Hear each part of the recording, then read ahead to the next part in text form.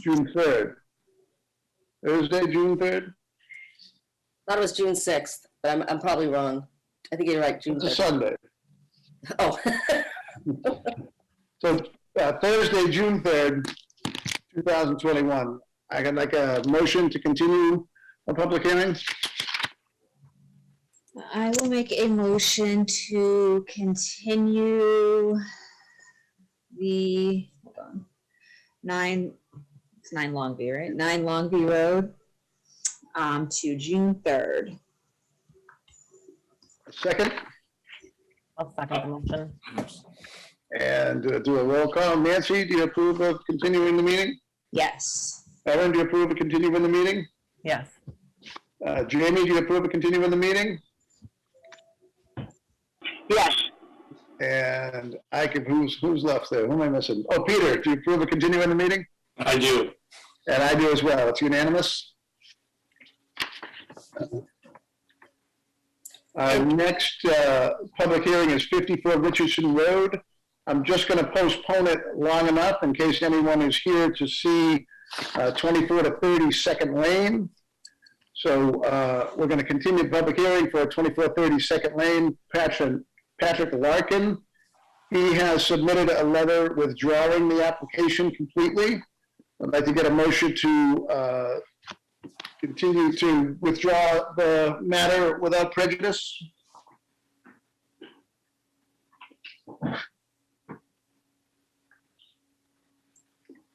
Can I get a second for that? Or actually a motion for that? To clarify, you're looking for a motion to accept their withdrawal, correct? It's not a motion to continue. Right, right. I'll Make a motion Go ahead, Peter. to accept their withdrawal of 24 to 30 Second Lane. Perfect. I'll second the motion. Nancy seconds. I'll do a roll No, call. Erin did. I'm sorry. I'm not voting on this one. Mr. Henry, do we have a quorum? You just You withdraw. can still do this? You have 4 members, that's a quorum. Okay, it would have to be, I got it, unanimous. Well, not to accept the withdrawal, that just requires a majority vote. To not accept it. Either to accept it or not accept it. It just requires a majority vote. Okay. Peter, do you agree to, what was it, with Accept the withdrawal. accept the withdrawal? Yes, I do. And Nancy's not voting. Jamie, do you agree to accept the withdrawal? Yes, sir. Erin, do you agree to accept the withdrawal? Yes. And I also agree to accept the withdrawal. So it's unanimous, passes 4-1, 4-0. Okay.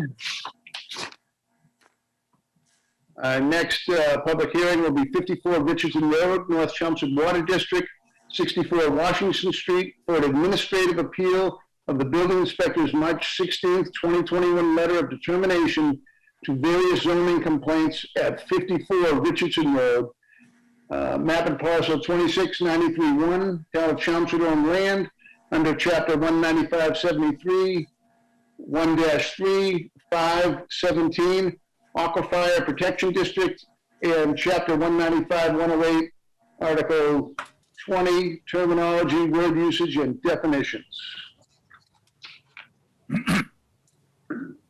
Mr. Harry, are you going to Mr. Chairman, I think you should begin by asking the applicant if they want to move forward with the hearing, given the fact that you only have 4 members here to vote. We have Jamie now. Oh, so you're at 5 members? Yeah. Okay. Well, then you don't need to ask the applicant. Okay. I guess we would start with the applicant and try to understand a little what the problem is. Yep. Okay. Okay, may I ask the chairman if I could share, if we could enable the share screen? I had a PowerPoint presentation that makes it easier for me to go along on this. If I could get your name and address for the record, but I think that Colleen can allow that without problem. I'm not too up on this whole thing. Okay, my name is Barry Backrack. I'm from the law firm of Backrack and Backrack. I represent the North Chelmsford Water District, and my address is 490 Shrewsbury Street, Worcester, Mass. Thank you. You're welcome. You can share your screen now. Okay, now we'll see if I can do it. That's a whole different issue.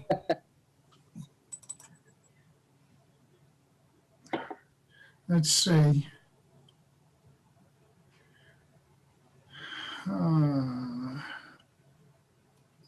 If you do have difficulty, you can email it to me and I can put it up. Okay, that might make sense. Let me do that because I'm having problems and, It's hard with one screen. okay. Some of us find it hard with more than one screen, Colleen. Colleen, you should also have it as part of the record. Oh, Yeah, that's thank correct. you. Now I'm having problems emailing. The file is down, it cannot be opened. What? It's on the network? Oh. I'm sorry for delaying here. Now it says file not found. Uh-oh. Bruce, do you happen to have it? You can email it? I think Mr. Cohen had said that it might be in the file, Colleen. No, he said I should Be have it. included in the public record. I'm sorry. I can take a look, Barry. I mean, I have to probably get out of this, get back in to do it. I can let you back in, Bruce. That'd be Okay, helpful. let me get out. Okay. Do you have any minutes, Colleen? No, I'm sorry. It'll be anticlimactic after all this. Do you want to give us a little verbal? Bruce, why don't I give the verbal? I can do it verbally. Let's just, I'm actually on the PowerPoint presentation. Can you share your screen, Bruce? Don't even ask me to do that. I'll be really messed up. I got you. I'm not good at it either. I'm not that technical. Colleen, here it comes. Excellent, thank you.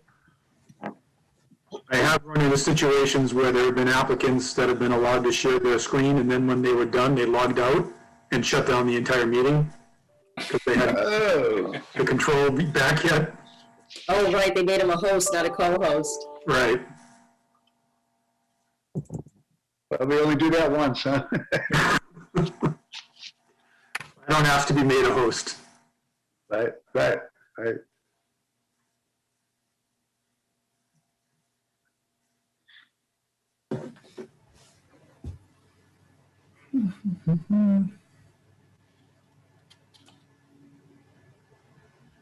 Is this what you were looking for? I got it. okay, thank you. And yeah, if you could open up a little more, I think it's minimized, Oh, or is it?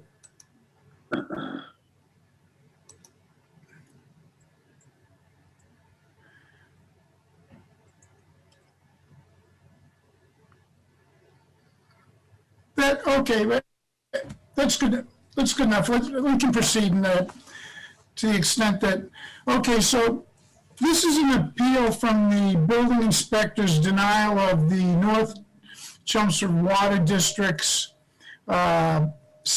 request to enforce the aquifer protection bylaw and require that the fire department have a special permit to operate out of 54 Richardson Road. They're currently, as I understand it, have been moved up there pending the building of the fire station, and also they have been, they have a mechanics bay, and doing mechanic motor vehicle repair up there. And it's our position that a special permit should be issued. And so the first thing I wanted to start off with is that the bylaw we're dealing with is the Aquifer Protection Bylaw, which is an extremely important bylaw. I quoted from its purpose at section 195-69, that groundwater is the sole source of drinking water for the residents and the industries of the town of Chelmsford. The purpose of this bylaw is to protect the health, safety, and general welfare by protecting the town's limited present and future drinking water supply. So in a nutshell, this is an important issue because the property we're talking about is right across from the wells, and it's in the zone 1 use or zone 2 part of the wells. And they're in the zone too, Barry. Okay, so if I turn to the next page, section 195-72 of the bylaw makes it clear that the overlay district is in addition to the underlying requirements. And if, and whereas here you have underlying requirements that are, you have an underlying district that is in the Aquifer Protection District, this section makes clear that whatever uses are permitted at 54 Richardson Road must not only comply with the underlying zoning, but it must comply with the Aquifer Protection Bylaw. So now the next page, we get to the sort of the crux of the issue. The fire department is currently and has been operating a motor vehicle repair facility at the site. Under the use regulations of the Aquifer Protection Bylaw, section 195-73-2 permits motor vehicle repair facility, but only by a special permit. And so it's our position that the fire department shouldn't and can't be allowed to operate a motor vehicle repair facility at 54 Richardson Road without having a special permit. And so before I get to the next point, I want to explain the importance of a special permit, and the requirement of a special permit in an Aquifer Protection Bylaw is extremely important because it's intended to make sure that it's not a use allowed by right, and special permits are, in this context, are used to make sure that whatever uses or buildings are put in and made use of in connection with the Aquifer Protection Bylaw, Aquifer Protection District, that it's consistent with protecting the water, and hence, for a motor vehicle repair facility, the intent is that the fire department get a special permit so that the special permitting board can make sure that the uses and the manner in which the fire department operates the vehicle repair and operates its business up at 54 Richardson is done in connection with the requirements. And if you turn to the next page, you'll see what is required under the Chelmsford bylaw. It should be the next page, if please, or is it stuck? Nope, it's me. Oh, no problem. But I just wanted to point out, these are the things that the bylaw requires for granting a special permit. For example, A, the use shall not, during construction thereafter, adversely affect the existing quality or quantity of water available. The use shall be to avoid substantial disturbances of the soils. The use shall be designed to meet federal, state, and federal drinking water standards. The use shall utilize best management practices which are available for the proposed use.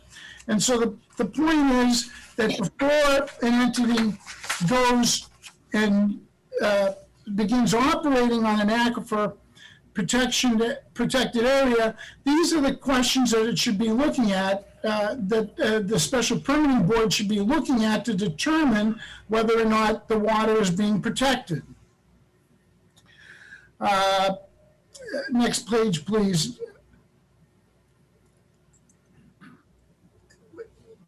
So the purpose of the special, as applied here, the purpose of the special permit is to scrutinize whether, in this case, a fire department operation of a motor vehicle repair facility will be operated in a manner consistent with protecting the water.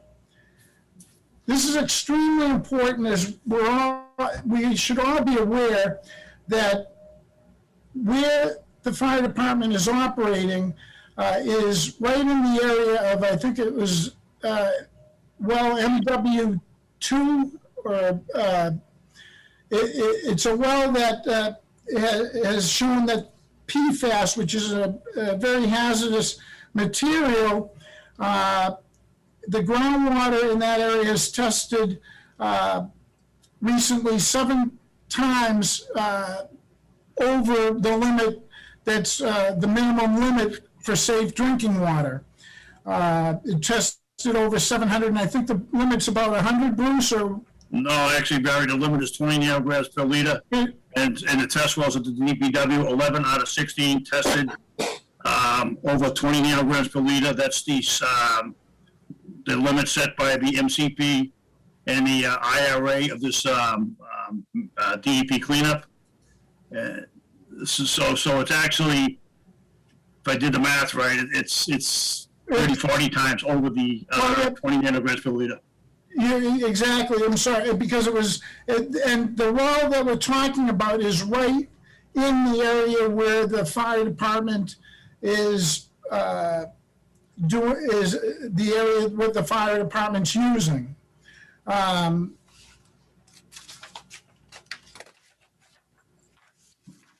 Now, so I simply, from our position, right there, then and there, the simple fact is the fire department is operating a motor vehicle repair facility, among doing other things at the site, and by the terms of the aquifer bylaw, protection bylaw, a special permit's required. However, I'm going to take the analysis further, because the building inspector, and I believe it's the town's position that, well, this is a continuation of a non-conforming use, and that it's therefore grandfathered, and they don't need to get the special permit. The bottom line from our position is that that's not the case. If you turn to 195, section 17, any enlargement or alteration of existing uses that are non-conforming in the aquifer protection district require a special permit. So what's going on here? The non-conforming use that the town has pointed to involves the DPW's past use of the property.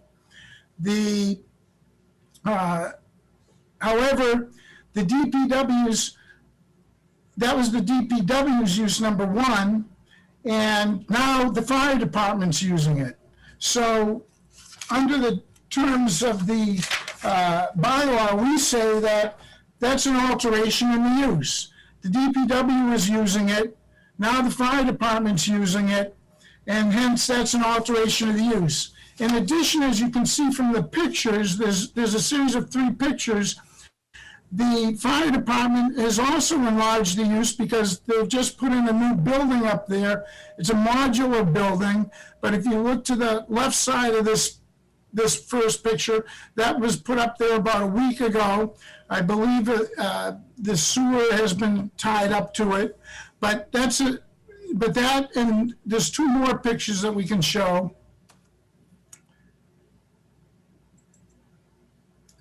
right here is again another angle of that modular home that I call it a modular home. It's a modular building that just went up that the fire department is using. And again, it's our position that's an enlargement of whatever existing use was there. And then the final picture, as you can see it, this is a further picture from showing the addition of the modular building. And so in sum, our position is really twofold. One, to operate motor vehicle repair facility up at this site, they should have to get a special permit. We're not saying they can't operate, but they should have to get a special permit so that it's scrutinized and what they do is done in a proper fashion under the guidelines of the Aquifer Protection Bylaw. Alternatively, the existing non-conforming use has been enlarged and or has been altered, and hence, by the terms of this bylaw, the special permit is needed to operate in this different or enlarged use. So I think, and then we can go to the last page. I mean, here, and why it's really important in here, and I gotta say that North Chelmsford Water District has for years been requesting the various boards, appropriate boards, to monitor the situation up here, and we've complained on a number of occasions about what has occurred up here, and now the chickens are coming home to roost. There's significant hazardous materials that have been found in the groundwater. This is a serious situation that threatens the town water, the North Chelmsford water. Water is an extremely important asset to any community. It's essential to our lives. This is something that should be protected. That's all we're asking, is that based on the fire department's altered use, because they're not the DPW and they're enlarged use, we're simply saying that before the fire department should be able to use this site, it should have to go before a special permitting authority. Special permitting authority can put on whatever conditions are appropriate to control it. The special permitting authority can make sure that what is being done is not going to in any way harm the water. And it's up to this board to enforce this bylaw, and I believe it's important that it enforce the bylaw and require the town to get the special permit. Bruce, do you have anything else to say? Yeah, I'd like just to add, just to correct one thing, Barry, it's not just one well. The fire department modular trailer and building, the highest PFAS levels that were found in the 700s, 800s, and also in the 500s at the dog park were all located on the north side of the building. Basically, the fire department modular trailer, the way I look at it, is sitting on an island surrounded by a series of wells that were contaminated in high levels of PFAS. And another thing, I know it's not related to this, but it kind of is a dog park. For some reason, they found one well in the dog park at 550 nanograms per liter, and they went ahead and started using an irrigation well, which is taking the PFAS out of the groundwater, bringing it to the surface, and watering their new trees and vegetation that they installed. Since then, I'm sure Paul Haggerty will tell you, the well has been shut down, but that well has been probably producing PFAS for a number of years without our knowledge. Bring them to the surface. That's all I have to add at this point. So if anyone has questions or...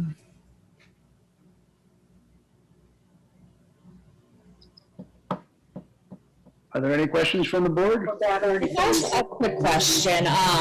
Is it disputed that the fire department will be operating a motor vehicle repair shop, or is that agreed? Because I mean, I feel like I heard of the evidence supporting why a special permit needs to be that's initially met, but I didn't hear much about what qualifies them as. Mr. Chairman, I can respond on behalf of the town to the question. Very good, yes. Yeah, it's Paul Cohen, Town Manager, Town of Chelmsford. We don't dispute that the fire department's operating a repair facility. The town's response is the corporate entity of the Town of Chelmsford has continually operated a repair facility for trucks and vehicles for decades there. And the fact that a division of the Town of Chelmsford's corporate entity, i.e. the fire department versus the DPW, is not relevant in terms of significance to that factor. The bottom line is, I was there the day the DPW transferred its assets from that site to Alpha Road, and immediately thereupon, the fire department moved its facilities to that location and conducted their activities there to repair fire apparatus, which is certainly less and less of than there is DPW apparatus in the community. I would think so. And again, that site, so people are fully aware, has fully contained drainage systems. So if there are spills or any activities that take place while they're repairing the fire apparatus in that garage bay, they're fully contained in a tight tank that is properly disposed of. So I want to alleviate any concerns you've been hearing about how the ongoing use is perhaps contributing to greater environmental contamination at the site. The issue of the trailer, there has always been a trailer at that site. If you may recall, that was the Highway Division operations there, and they had a trailer on that site for years, and was occupied many hours a day and oftentimes overnight continuously during snow removal operations and otherwise. The fact is, we all know the fire department is temporarily housing those trailers there for a few-month period, as part of the repair to the fire engine and station up at North Chelmsford, up off of Princeton Street. So that explains what's going on with the trailer and why that trailer is there. It was put there just a week ago, certainly well after this complaint was filed and responded to by the town back in March, as well has been the PFAS issue. That PFAS study, as we know, is ongoing. We don't dispute the results that have taken place so far. But again, the town has until October to complete its efforts, and we're keeping the district and the community fully informed of our events along the way. And I will confirm the fact that Superintendent Harper spoke earlier. The town has turned off the irrigation well at the dog park to avoid any concerns going on there. And the town heard from its licensed site professional that's conducting the operations at that site that there's no imminent risk to the firefighters who are on that site today in terms of being present at that location. So again, in summary, it just is a continual non-conforming use by the corporate entity of the Town of Chelmsford. Yes, it's a different division of the town, but it's still the town. And again, that is why the town, believes that this activity doesn't need a permit, and I think that's why you received the decision. And I will point out to the board that this issue has been before you on a prior occasion, and therefore we'd ask you to reject this claim. For the fact is that there's already been jurisdiction on this complaint when it was filed a few years ago. And so again, we think this case has no merit. It's already been decided by the Board of Appeals, and again, we'd ask you to act accordingly. Can I just make a few comments on that, Mr. Chairman? Yes, Like Paul said, we went before the board in 2008 with similar issues. There was contamination down there with the salt, washing of the sand is. They put a state-approved floor drain in there. They did make some modifications, but now, like Paul said, yes, there was a superintendent's trailer and a foreman's trailer down there years ago.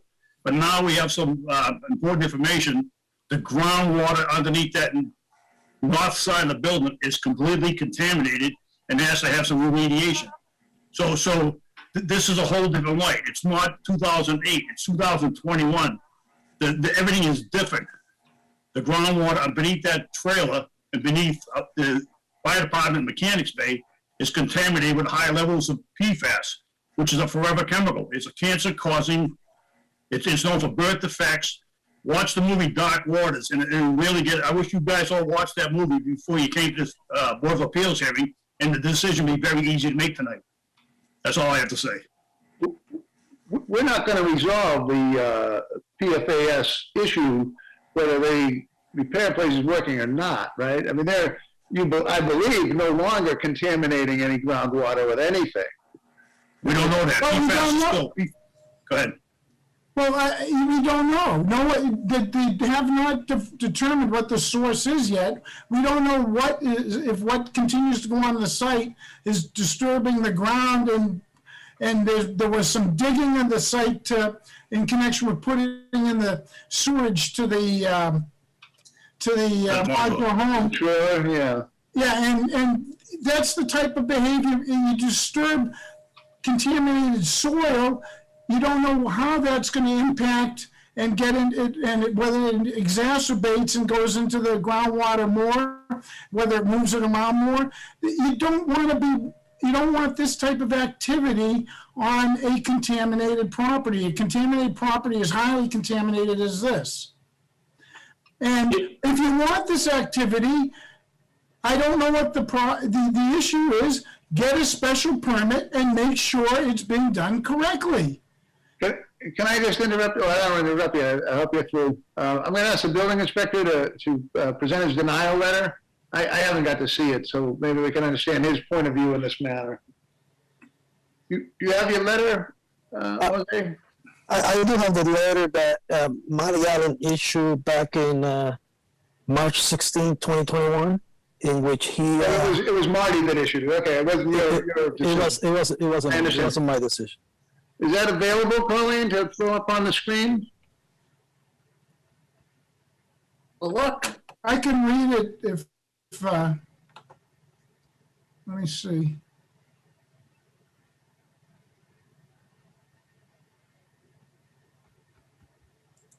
I have it on hand. I have it on hand. If you guys want me to read it. Read it? Sorry. If you want to read it, I'll read it.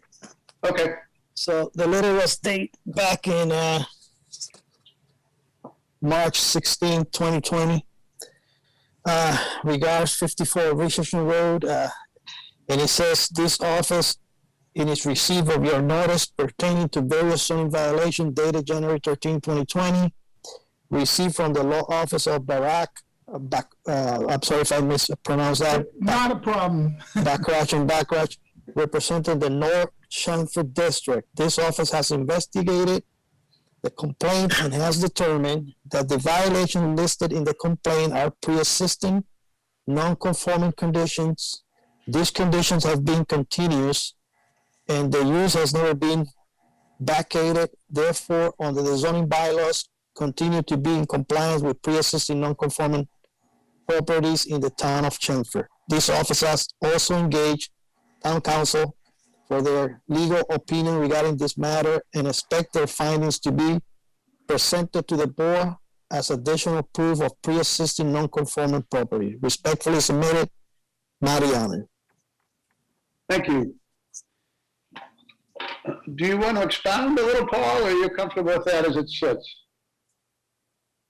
No, Mr. Chairman, I definitely want to expound on that. I don't know, do you not have a copy of the letter that I submitted on February 22nd, 2021 to? I did not get that, so no. Okay, let me see. Probably would have been helpful. I feel like I came into this a little blind.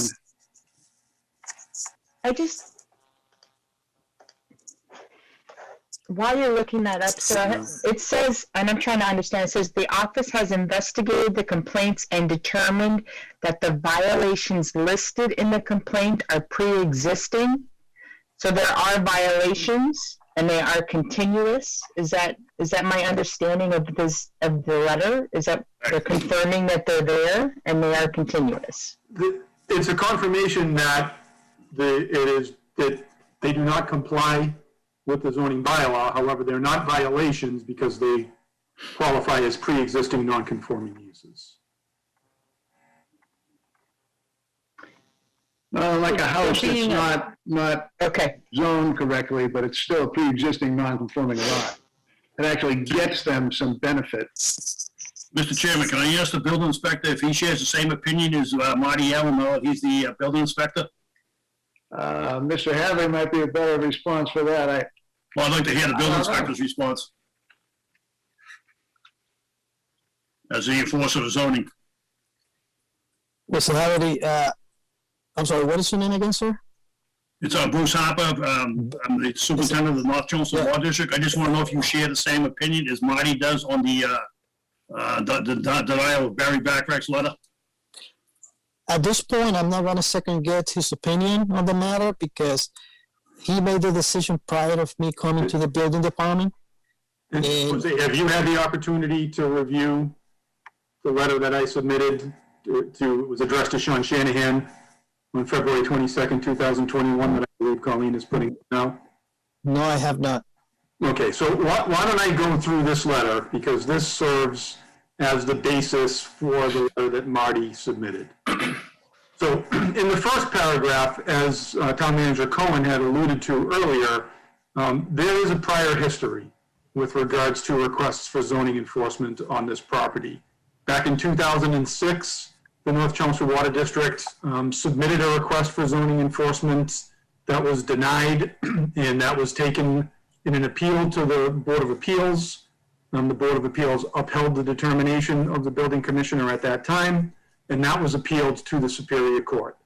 Ultimately, that appeal to the Superior Court was resolved through a stipulation of dismissal.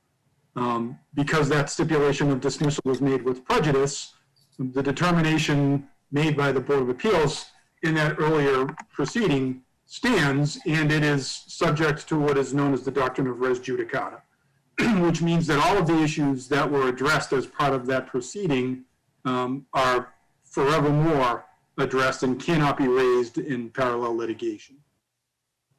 So in the second paragraph of my letter, I note that the 2006 request for zoning enforcement by the North Chelmsford Water District included a claim that the DPW was in violation of section 195-73-3 of the bylaws, which precludes a motor vehicle repair facility unless the DPW acquires a special permit from the planning board.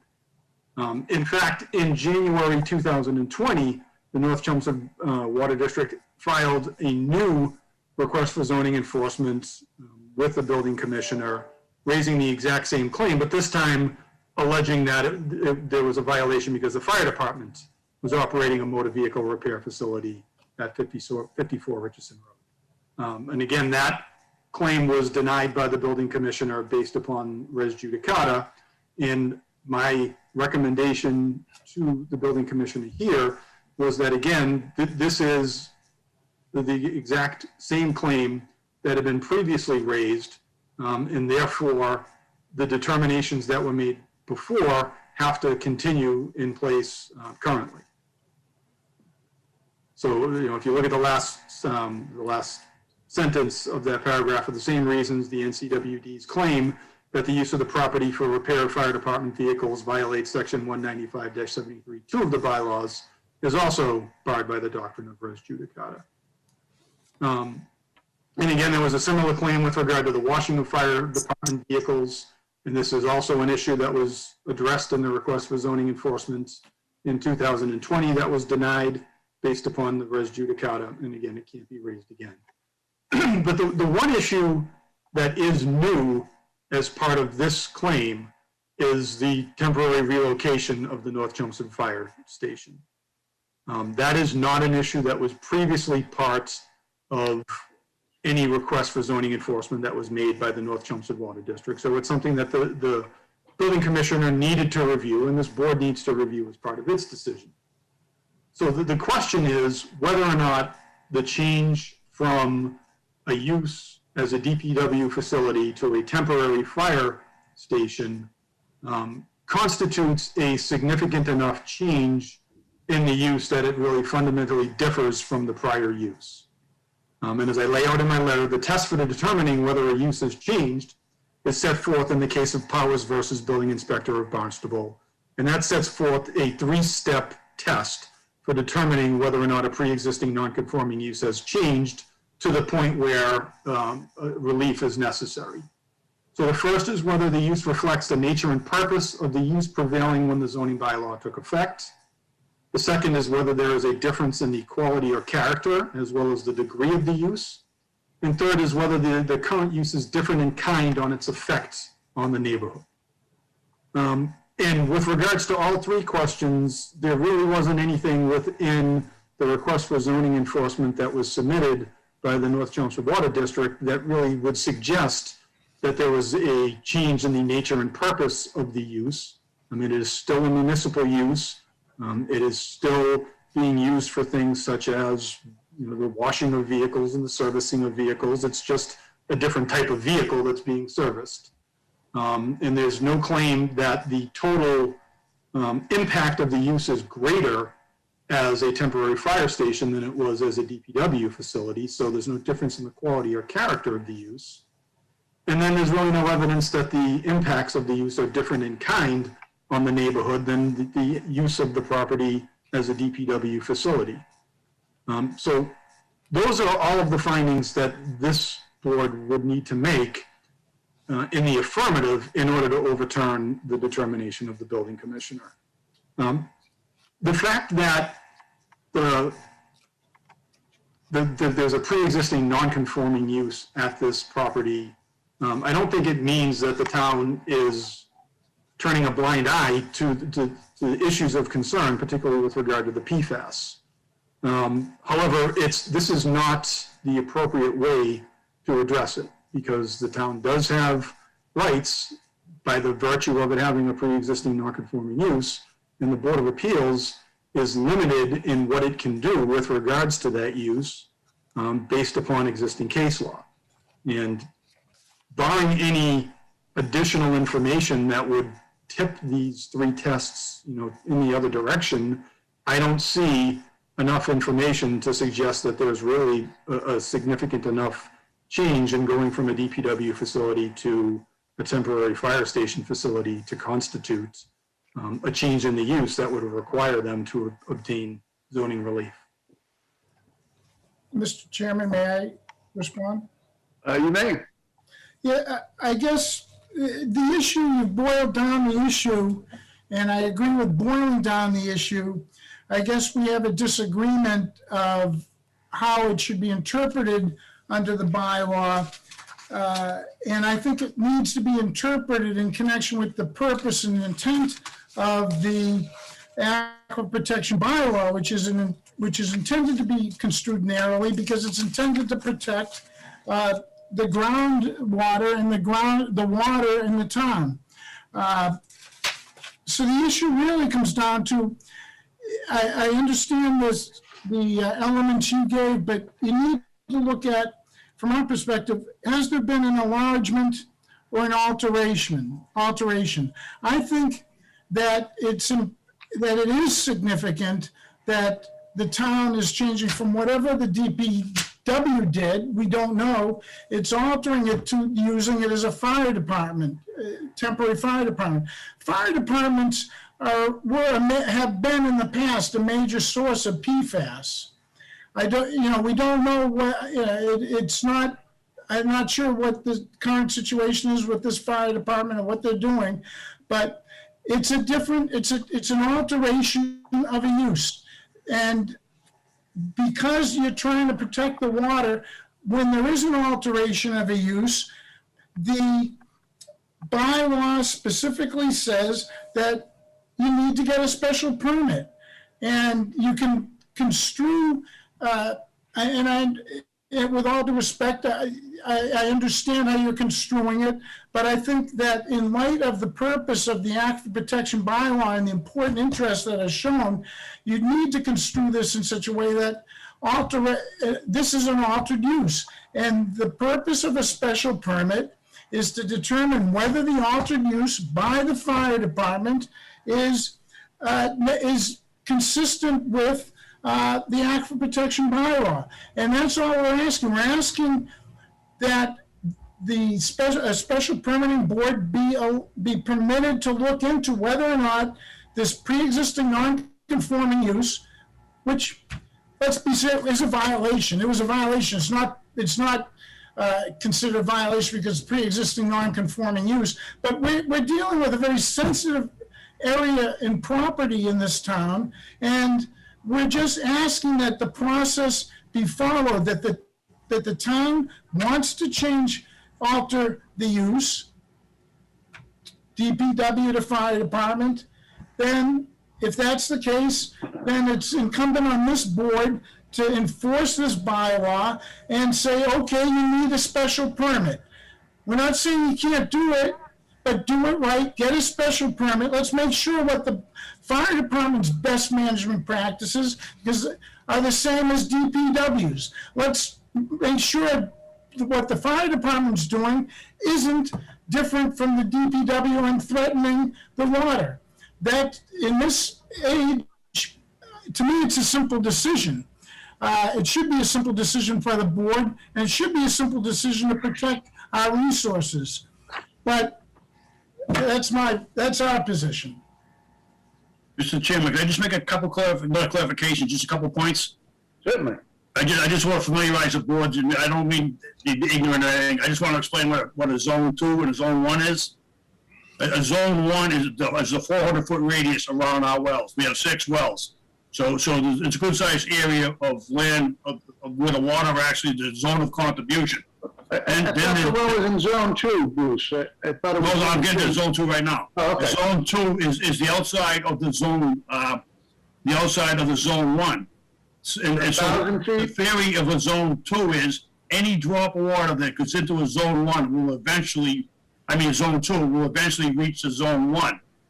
And the high contaminated wells on the north side of the DPW building that are surrounding that the fire department modular building, as a crow flies underground, is less than 750 feet from the center of the well and less than 300 feet from the edge of our zone 1. That's how close this contaminated groundwater is to our wells. And back in 2006, 2008, the highway department, when they made the move, they started to get organized to make the move to Alpha Road. They wanted to expand the DPW on Richardson Road, and that's when we fought them. And that was one of the reasons why they seeked out Alpha Road. And they promised the people, they didn't guarantee. But if you go back and look at some of the Lowell Sun articles, and Paul Cohen can back this story up, they promised that they're going to turn it into open space or turn it into ball fields, that entire property.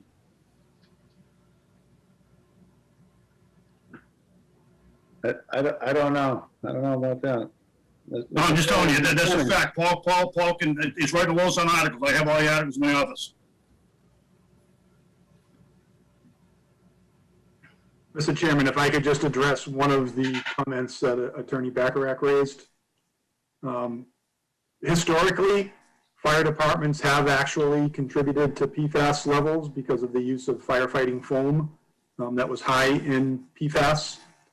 I don't believe that that's allowed to be used in Massachusetts anymore, and I'm confident that the town of Chelmsford doesn't use that type of firefighting foam anymore. So absent that, I don't know of any evidence that would suggest that use for a fire department would be any more likely to cause contamination than the pre-existing use by the DPW. Thank you. Mr. Hagerty, PFAS is in everything. PFAS is in the firefighting foam. It's in the water clothes at the fire department. And we have it. Everybody has it. It's in popcorn bags in the day. It's in Teflon tape, Teflon paste, Scotch Guard. PFAS is in almost every single product. Anyone on this board, including myself, has PFAS in our body right now. 99% of people are actually carrying PFAS in their bloodstream. So it's not just a firefighting foam. It's in hundreds and hundreds. There's 4,800 different PFASs. I'm sorry, Mr. Apper, I was definitely not trying to suggest that it's only in firefighting foam. No, I understand. I just want to clarify a couple things. Yeah, I just wanted to point out that, the presumption that having a firefighting use on the site, it would be a likely contributor at a higher level than the pre-existing use. And I know for a fact, Chelmsford does not use firefighting foams anymore because the state had a buyback on firefighting foams. Right. But if you still have it, you can still legally use it. But right now, I know Chelmsford, and I think the mutual aid, because that was one of my points too, with mutual aid come into that parking lot with firefighting foams in their truck. And Gary Ryan assured me that like Tingy Grove, Nashua, all the second, third, fourth responders do not use firefighting foams.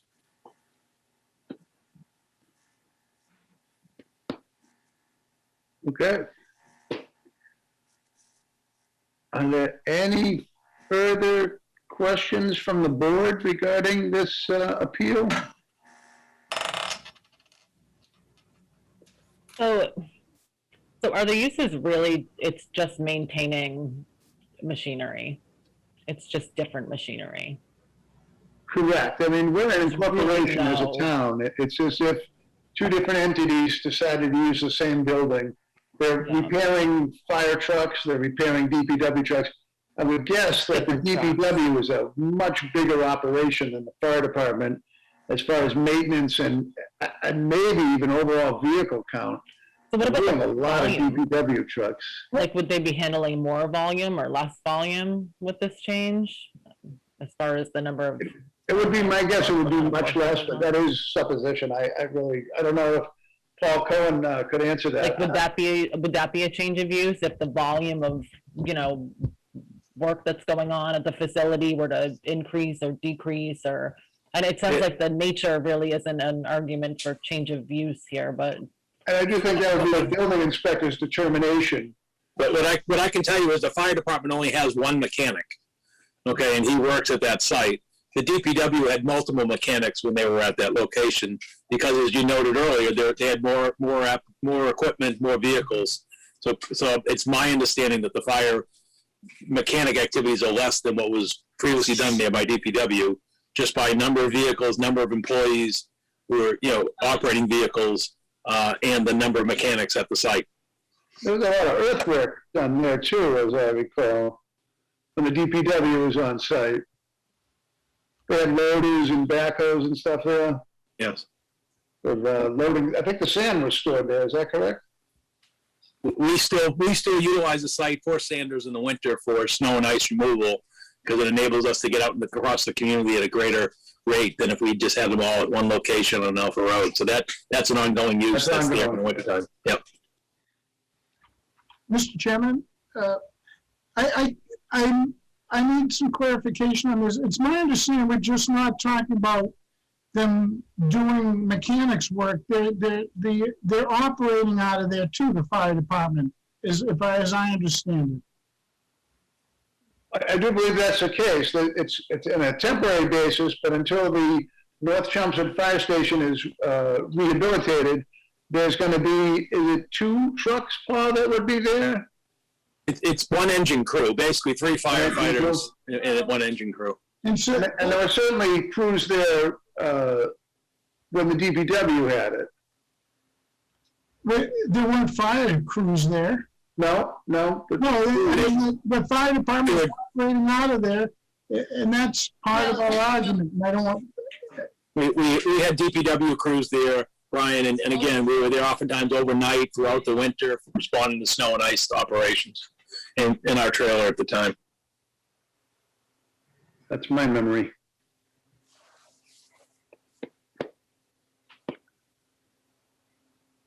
Are there any other questions from the board? Can I ask Mr. Harper another question too? Yep. So is your concern more with the change of tenant, or is it, do you think that the site itself has changed? It sounds like you have concerns about the changes in the site over the last few years. It's kind of twofold. I mean, the site has been misused since back in the 50s. And PFAS used to be a legally used product, and like asbestos was legally used. And what is PFAS we think is originating from is when the mechanics used to have an oil gas separator floor drain system inside the DPW, and that's where we think the PFAS, well, I think anyways, don't quote me, they can quote me on it if they want, because they did dig up the yard, 82 feet of trench. So I agree the mechanics bay is less, the amount of people on the property are less, but the problem is they're still, to me, working without a permit. I mean, I worked there back in the late 70s and 80s on the garbage trucks. And I can tell you stories, I'm not going to get into stories of what I've seen when I used to work on it. We used to run, they dug up 55-gallon drums. I still don't know what was in the barrels. I think the waste oil or what. Mr. Cohen was going to give us some results back in 2008. I finally got the results for those barrels, what was in them in 2020 after I went to a selectman meeting. I asked Steve Yonley what was in those barrels. Well, I'll give you the results. this is 12 years later from 2008, 18, yeah, 12 years later, I finally get the results of those barrels. And then they dug up another barrel last week, or 2 weeks ago. You know, there's so many unknowns on that property, and why should they be on it without permits, period? I mean, a simple fact is, and I went before the board in January, I think it was February 24th, 2020, and I went before the select board, they asked me to give all my concerns. And I said, all I'm asking you to do exactly what the North Chelmsford Water District does, get a permit. We have to permit everything we have, why doesn't the town have to? I don't know if I answered your question, I kind of went on in a circle there, but Thank you. So I guess my question is, was there, when you put the the modulars that are there now, Mr. Cohen, are those new, or were those there when DPW was there? The buildings that were just put there a week ago, they're new modular temporary units that'll be gone in a matter of months while the North Fire Station is under construction. Previously, there was a trailer unit there for the highway department very near that same location. Okay, and I remember you saying that, that's why I was asking, so was there new digging and involved with the placement of the new modulars? Is that the concern? No, we had to excavate in order to connect the sewer and water to the modular units. I don't think that's the concern, because again, that's a one-time activity that's been completed, and yeah, when they leave the facility, that will be discontinued. I don't think that's the concern. I think the concern by the North Chelmsford Water District is any activity on that site is their concern. And I'm not saying that facetiously. I think that's what they would readily admit. They've repeatedly expressed the opinion that there should be no activity by the town on that property. Mr. Harper, you had said that the disturbance of the land releases chemicals into the groundwater, right? Is that what I'm understanding? There's not a lot known about PFAS. It's a whole new forever chemical that they're learning about. Right. And any excavation or moving them, you know, if they leave underground, eventually they're going to have to remediate. They're probably going to have to pump that thing through some type of carbon or some type of ion exchange to get rid of the PFAS, and kind of like we do in gas station with the VOC contamination you see. But any disruption of the PFAS kind of moves it around, and it transfers the zones underground. And that was my big concern when I found out about the irrigation at the dog park, because they're smack right in the middle of a PFAS contamination, and their well is 15 feet deep, and the well that they sampled is 15 feet deep, and they're bringing, as we don't know yet, they're going to sample it, but we can only assume that the PFAS levels are probably way over 20 nanograms per liter, probably up in the 500s, but they got to a well very close to it. Okay. You know, and another point too, as I said, Jamie, is, and Paul can say, it's not just the fire department using that property, not just the DPW. They also let private contractors use that property. They bought Ashland tree cutting service. They parked all their trucks in there for months and months, and they weren't even working in Chelmsford. They were doing some work in Chelmsford, but they were working in Westford, Tingsboro, and they were repairing their vehicles on the gravel parking lot. And we complained about that because they're changing the oil, they're doing a manifold job, and we that was one of the things that made us go to the board back in, I think it was February, because we see all these uses, not by town, this is by private contractors, that the town allowed happening, and that shouldn't have allowed it. That was contractors out at that point. They were working for DPW. But the They weren't maintenance, working for the DPW, they were really working for the town of Chelmsford.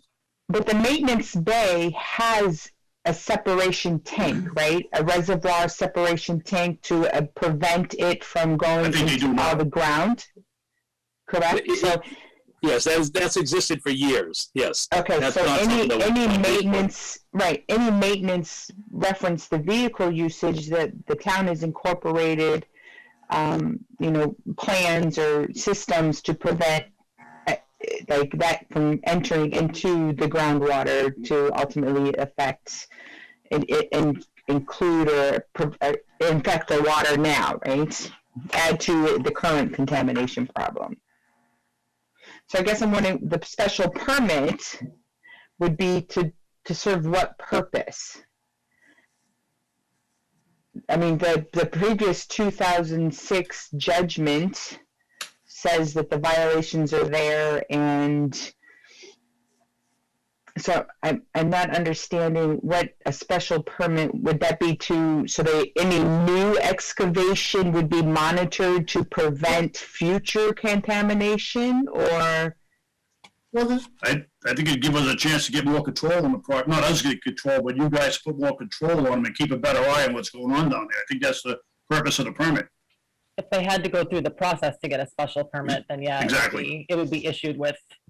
And just we'd to be able to- generally use it or to do any new project on it? I mean, I'm not really understanding. Just so we understand, our task here is to Right. decide if the building inspector's letter is acceptable or not. That's our single vote, is are we gonna uphold the decision of the building inspector in this matter? The contamination, it's not gonna change. We can say, go get a special permit, only if we can do it legally. We can't just say, go get a special permit, because it'd be nice to know if the PFASs are in there or what is going on, but none of that's gonna change. All we have to decide is whether we uphold his letter. Can I, And if we don't, then they would, I guess they would have to get a special permit, but I'm not even sure that's the case. Does the special permit stop the PFAS from going in? Does it control any of that? You know, how the water flows, if you're washing fire trucks up there, what does the permit do? Like, what is the parameters of the permit? You would have to go to the planning board and Right. apply to use the site, but you still are gonna get the same exclusions you get now. Okay. But if they couldn't get a special permit, they would effectively be they'd be effectively out of business, right? They wouldn't be able to operate there. Most of this was answered in 2006, so Yeah. we can only override those issues if we meet those three, I wish I had that paper with me, the three things that it stated. Yeah. The three purpose questions. Purpose intent, questions, and which use. I think that Mr. Harvey is right, they didn't, The powers test. the nature and purpose is, in my opinion, very similar. You're working on a fire truck, or you're working on a snowplow or a dump truck, you're working on a vehicle. The quality of the character, I would argue, is probably much less when the DPW was there, but I don't think it's any more. And I don't think there's any effect on the neighborhood. So that means we have to decide if the temporary fire station is a change of use that needs it. I think if Mr. Harvey explained that, that was the only thing that we could use to change it. These are already kind of determined in perpetuity. can I, Mr. Chairman, may I say something? Certainly. Because you're asking about what is the purpose of the special permit, and what's it gonna do? And you need to, the standards set forth in the bylaws as to what is looked at when there's a special permit. The special permit looks to see if the use adversely affects the existing quality or quantity of water. It looks at whether the use will be avoid substantial disturbances of the soil. It looks to see whether the use shall be designed to meet state and federal drinking water standards at the property line. And most importantly, it says the use shall utilize best management practices which are available for the proposed use, and all of this to protect water. There's a lot of speculation here. We're hearing the DPW did this, and all I hear is speculation that the fire department, which is a different entity, is doing the same things as the DPW, but that's the whole point of this getting a special permit, for them to analyze whether or not the DPW the fire department is doing the same thing and having the same impact as the DPW. I've heard a lot of surmise, but go get the special permit, go through the process, and then it'll be determined. Can I ask how long when the DPW started operating, or when this building started operating out of there, and when this bylaw was put into effect? That site goes back to the 1950s. As a And DPW the use. town has owned it forever. Yes, yeah, but prior to that, it was a residential home, but it goes back over 60 years, almost 70 years, as a DPW use facility. And ironically, with all the discussions about what may have happened in the rear of the site, the PFAS and the environmental issues are at the road, at the front of the site. But yes, yeah, it's been a DPW site for that long. I can tell you this much, the site is under camera surveillance. So I'm not surmising, I can see every day what goes on at that site, both inside the fire apparatus repair bay, as well as on the site, as well as at the dog park. So I can firsthand tell you what goes on at that site, because I can see it, and I do see it almost every day on the cameras that are on the computer in my office, as well as at the dispatch center. But you can't tell what's going on. You can't tell what's going on in the ground, Paul. You can't see under the ground. Bruce, I know the site's got a tight tank in the garage bay, so nothing is going from that garage bay into the ground.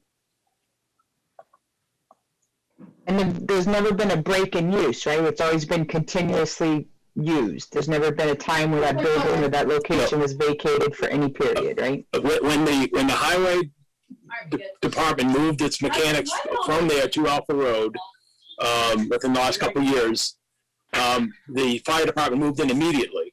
And again, I was there when it happened. It was instantaneous. There was no break in use. And the reason that they did it is they provided, a better space for the fire department to repair it and address its equipment, along with the lift that was there that the highway department left behind. So, and can somebody tell me when the bylaw went into effect? I guess number 3 there, requiring the special permit. Let me see. 1938 is when the bylaws went into effect in the town. Now, the aquifer was. Is that what you're asking? No. Yes, this specific bylaw. I mean, I don't know if it was added after the fact or. I think that was the origination of the bylaws was 1938. So then, was there a special permit issued to begin with once upon a time when the? No, and the Aquifer Protection District was not in place with the original bylaws. Yeah, that was in the 2000s sometime. So I mean, is that a factor? The fact that the Aquifer District was not in place when the bylaw was put into place and the. Well, yes, that is an important factor, because leaving that aside, you would not be able to establish that you have a pre-existing non-conforming use. In order for a use to qualify as a pre-existing non-conforming use, it has to have been legally commenced. So in this instance, it was legally commenced because there was no Aquifer Protection District requiring that they obtain a special permit at the time the use commenced. It was essentially grandfathered. Right. Yeah, The question I is the current use remain grandfathered, or has it changed in character significantly enough that requires some sort of zoning relief? And one thing here you got to remember too is environmental laws didn't start coming into play until the 80s. Before that, late 70s and 80s, before that, people were using their property without any regard for the environment. And so in the 70s and 80s, environmental laws started coming into play, and they apply retroactively. The aquifer protection is a part of the important environmental laws because it's put in to protect your resource, your water. And I guess I've said enough on this, and I think the issue that you need to look at what standards are applicable in the for a special permit under the Aquifer Protection Bylaw, so they see what's being protected. And with all due respect to Mr. Cohen's earlier comment that he views what's going on, I still think it's pure surmise as to comparing how DPW did it with how the fire department did it. The fire department is a different use. I know I'm beating a dead horse here, but the fire department is a different use, and it should be what it's doing should be scrutinized under the bylaw. Mr. Chairman, can I just answer Aaron's about the Aquifer Protection District? Certainly. The 3 water districts, I think it was back, don't quote me on the dates, I think it was back in the 2000s, the 3 water districts under DEP's guidance hired a Pete Shanahan, who's a hydrogeologist, to delineate a zone 2 for the 3 water districts and all our wells. And it was approved by the DEP, and it went to town meeting, and the town meeting approved the delineation of the zone 2 that the water districts paid for through a hydrogeologist. And that's how all these bylaws came, 195 and all these different bylaws came into effect. And this was done prior to any commencement of the fire department moving the mechanics bay in or their modular trailer. And just number 3 on that, I gotta say that the property has been a terrible neighbor to the North Chelmsford Water District. We are the abutting neighbor, and we are getting the blunt. Right now, it's gonna cost the water district $175,000 to replace our carbon that is only a year and a half old because it's already been absorbed by the PFAS coming from that property. And, What do you mean, 8 years out of our last carbon. Oh, I'm not sure I understand. remember, everybody's talking about a holding tank, but I feel like you're under the impression that the holding tank is not keeping things from. The holding tank was put in after the fact. The holding tank is just put in after the PFAS contamination was already there from 1954 going forward to probably 10 years ago. But are you under the impression that it's still continuing to have an effect on the environment there? Exactly, absolutely. There's a huge plume of PFAS underneath 54 Richardson Road surrounding the modular trailer. It's a known fact that there was 16 wells drilled, and out of 16 wells, 11 were over the 20 nanograms per liter, which is set by the federal government, Mass DEP, and 15 of them actually showed presence of PFAS. So there was 4 that were under the 20, there was 11 over the 20. But there's nothing that can really be done about the pre-existing PFAS, but moving forward. No, it can be done, it should be remediated. They're gonna have to remove that PFAS from under that ground eventually. But the effects of the fire department, do you feel they're adding to that problem? Yeah. Are they adding PFAS? I'm not saying to add to the problem, Brian. What I'm saying is, why don't they go get a special permit? Because if we were gonna put something on that property, we would be required, just like we did our water treatment plant, we did it by permits. We just go by the rules. Why doesn't the town? I think they believe they're within their rights. But they're not, in my opinion. They went by the rules. The rules didn't exist when they started using the property, and then by law, they were non-conforming pre-existing when the Not the rules fire department. came into effect. Not the fire department. And then the DPW couldn't expand. The DPW wanted to expand back in 2006, 2008. They wanted to move the park department over there. They wanted to move the sewer division over there, and we fought them on that. That was the reason why they moved to Alpha Road. Because we were gonna fight it. We're definitely going to try to get back on track here, I think. Thank you. There's a lot of past here, and really what we have to decide if Mr. Allen's letter, in fact, followed the letter or the intent of the zoning, and I think that's the decision we need to make tonight, was whether to uphold the letter or to not. So that's probably the question. I'm going to go into the audience. I know Bruce has spoken at length. Is there anyone else in the audience that would like to speak either in favor or opposition to this letter of determination?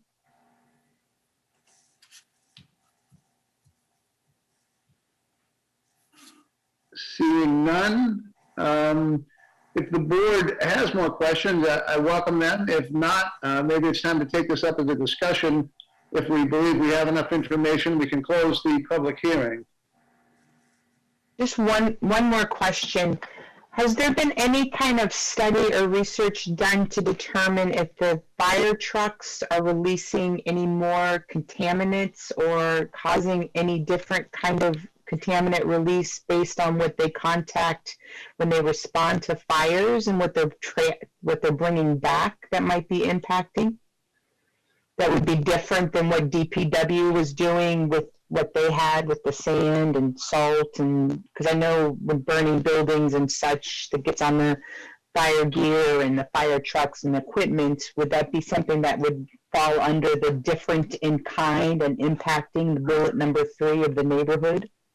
There was none of that kind of information that was presented to the building commissioner as part of the request for zoning enforcement.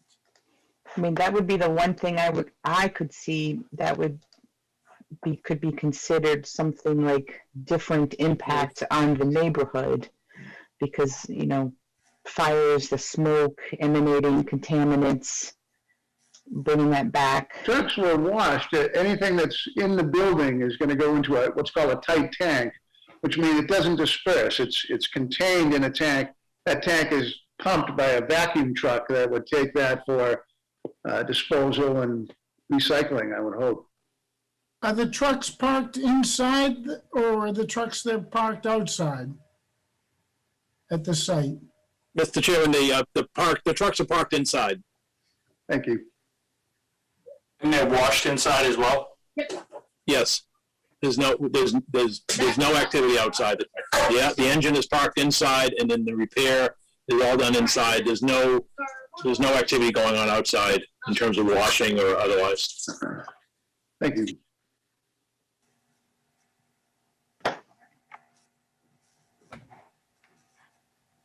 Are there any other questions tonight?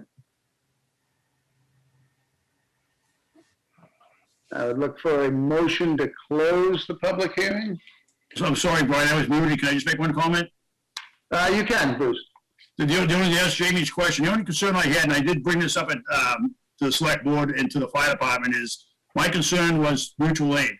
When mutual aid comes into that property, a backup engine too, when they're out, those trucks could be coming from Dunstable, they could come from Tingsboro, and then some of them places don't have water supply, so they just fill those trucks out of probably fire ponds. And we don't know what kind of contamination inside these ponds, especially now presence of PFAS. Some of these ponds now, like Stony Brook, they've getting some levels of like 10 parts per nanograms per liter or parts per trillion of PFAS in the water. So that is one of my concerns. So some of these mutual aid trucks coming onto the DPW property to back up the engine too could in fact have water on those trucks that have PFAS in them. But they wouldn't be expelling that water at the DPW unless there was a fire. We don't know that. I mean, what happens if the truck's, unforeseen, something could happen to the truck and it overflows or it spills out or something happens. We don't know. I'm just saying, unforeseen. I guess there's a risk of that. Seeing no other comments, could I have a motion to close the public hearing? I'll make a motion to close the public hearing. Jamie seconds the motion. Jamie seconds the motion. I'm just going to do a quick roll. Peter, are you in favor of closing the public hearing? Yes. Jamie, are you in favor of closing the public hearing? I am. Ellen, are you in favor of closing the public hearing? Yes. Nancy, are you in favor of closing the public hearing? Yes. I am as well. The hearing is closed. I'd like to take this up and see, I don't see any evidence that really leads us to think we should overturn the building inspector's letter of determination, but I'm one of five, so any other thoughts are welcome. I agree, looking at the 3-part test, and it kind of feels like it's a roundabout way to try to get them to remediate the property, and that's the attempt rather than a change of use. It is what it seems like to me. It's not really a change of use, it's just a different department, it's the same entity doing same work, just different types of vehicles essentially and less of it. So I'm having a hard time trying to meet all that criteria. That sounds like a motion. And no other comments? Are there any other comments from the board? I feel the same way. Having said that, I find it really very concerning that the superintendent of the water district is very concerned about all of this and that it's been going on for so long. I have to say, I find it really concerning, but I agree in this instance, I don't see a change of use that would constitute requiring them to get a special permit as much as I would like to. Well, I think, I think there's a problem there. Is what they're doing exacerbating it or creating a new problem? I'm struggling to see that. Yeah. And I do think the use is very similar. The town is a corporation. It has many faucets, but this is, in my opinion, there's really no difference between the two, and if anything, less. But that's just a one mechanic, two mechanic kind of thing is going to be doing less work theoretically. But again, that's my thoughts. and I think based on the 2006 judgment from Superior Court, I mean, there's not really, and the petition It in would front have of to be us. that being, I believe, a fire station creates not fire repair, but a fire station would create an issue that we would consider. And I think the repair, if anything, would be much more detriment than the fire apparatus being stored in a building with a tight tank I just can't see it creating more problems.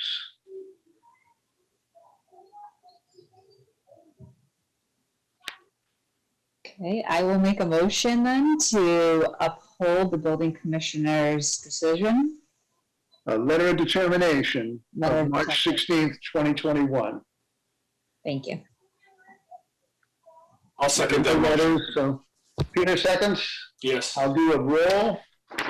Peter, you in favor of upholding the decision? I am. Jamie, are you in favor of upholding the decision? I am. Erin, are you in favor of upholding the decision? Yes, I am. Nancy, are you in favor of upholding the decision? Yes. And I am as well. It's unanimous. The letter is supported.